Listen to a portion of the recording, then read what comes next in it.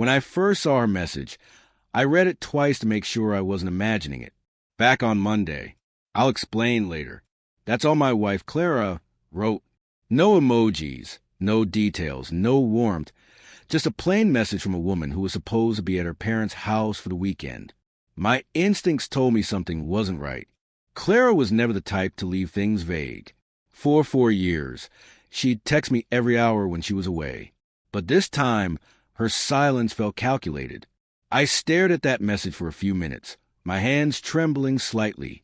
Back on Monday. It was Friday. She was supposed to be home tonight.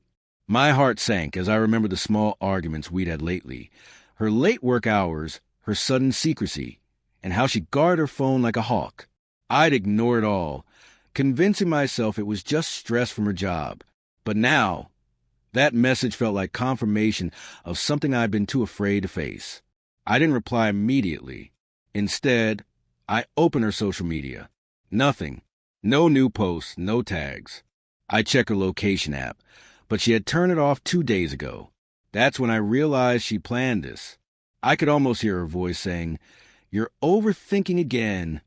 But deep inside, I knew I wasn't.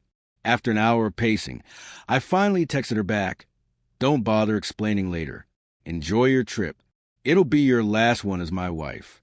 Then I turned off my phone and walked outside to get some air.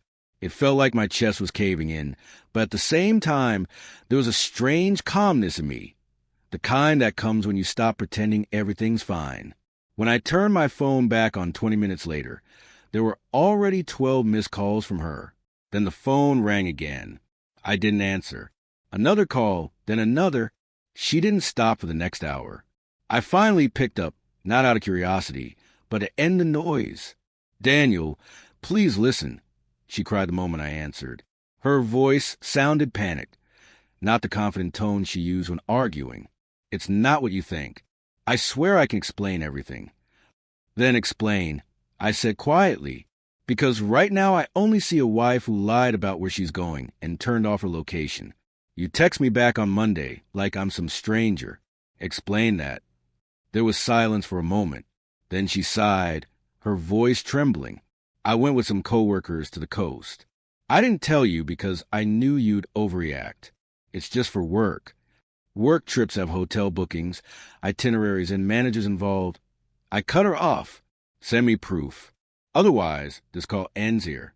I could hear shuffling on her end, as if she was moving around or whispering to someone. Then she said, "I can't send anything right now. My phone's about to die." That excuse broke whatever patience I had left. "Then let it die," I said and hung up. I blocked her number afterward. The house was silent, but my thoughts were loud. Memories, suspicions, little red flags I'd ignored, like how she started using cash more often, how she had a new friend from work she never introduced, and how she suddenly needed space every other weekend. The next morning, she started calling from different numbers. I didn't answer any of them. By noon, she sent an email, long and emotional. She admitted she'd gone to a beach resort with a male co-worker, but insisted it was innocent and professional. She said she panicked because she knew how it looked, but her words only confirmed what I already knew. Guilt always sounds like justification. I didn't reply to her email. Instead, I went to my lawyer. By the end of the day, I had already started the paperwork.